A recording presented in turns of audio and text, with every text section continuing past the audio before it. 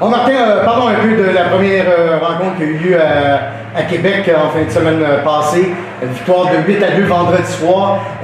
Tout avait bien fonctionné. J'ai regardé les statistiques encore aujourd'hui. 5-9.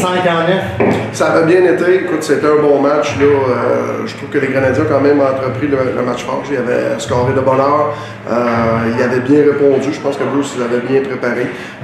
Peut-être que la fatigue a été un facteur dans le match là, de leur côté. Oui. Mais dans l'ensemble, nous, on était satisfaits du premier match. Mais après avoir été, quand même, vous avez éliminé les Forestiers en 3 rencontres. Vous avez été une certaine excuse sans avoir participé à des rencontres. Est-ce que ça a été difficile pour toi de motiver tes jeunes là, à reprendre le boulot? Pas du tout. On a essayé de maintenir quand même un standard cette année au niveau de nos pratiques. Et puis, on a donné beaucoup de congés quand c'était le temps. Mais ce qu'on stressait, c'est quand on a à l'aréna, c'était pour travailler. Fait que dans l'ensemble, cette année, on l'a quand même bien maintenu.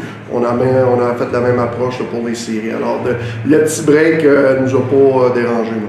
Mais comment tu voyais le début de cette série, là, Martin, quand on s'est très bien, le Saguenay Saint-François a remporté le championnat de la saison régulière, vous avez rencontré la 15e position, là maintenant vous êtes avec la 14e position. Comment on entreprend la série? Est-ce qu'on ne prend pas aucune équipe à la légère dans la Ligue Midget 3, que tu es fini premier ou 15e, ça change rien? Il y a deux choses.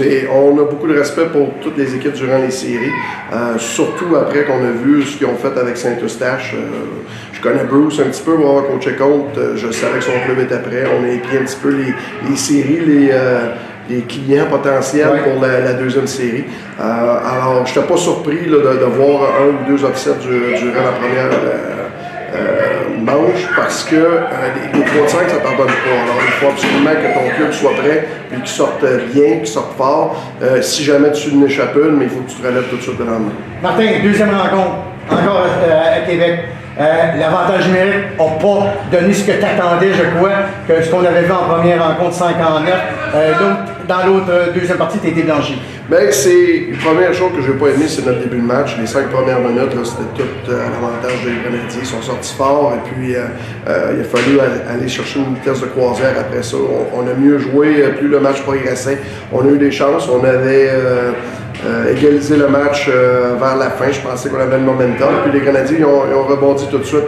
Alors, on l'a échappé, puis je pense qu'ils le méritaient plus parce qu'ils ont trouvé le moyen d'aller chercher le gros but au bon moment. Puis, d'un autre côté, c'est une leçon à retenir qu'il faut pas... C'est important de bien entreprendre le match, puis à un moment donné, c'est pas un but qui fait une différence. Il faut absolument qu'on soit prêt à continuer puis d'être meilleur de chef en chef. Martin, rapidement. Qu'est-ce qu'on s'attend de série 2-2-3? Tu as perdu l'avantage de la glace. Comment on entreprend la série 2-2-3? Je veux absolument qu'on joue 60 minutes pour commencer et puis que les gars soient prêts là, quand la rondelle va tomber. Ensuite de ça servir de notre vitesse. Je pense qu'on a quand même un petit peu de talent. J'espère qu'il va sortir. Ouais. Et puis d'essayer de juste travailler. Si on travaille fort, je pense que ça va être un excellent match. Puis on a toujours... j'ai mis les joueurs en garde, il faut respecter l'adversaire. Ouais. Ça ne veut plus rien dire où est-ce qu'ils ont fini au classement. À date, ils se sont présentés pour jouer, puis il faut faire la même chose. Merci Martin. Bonne rencontre. Merci.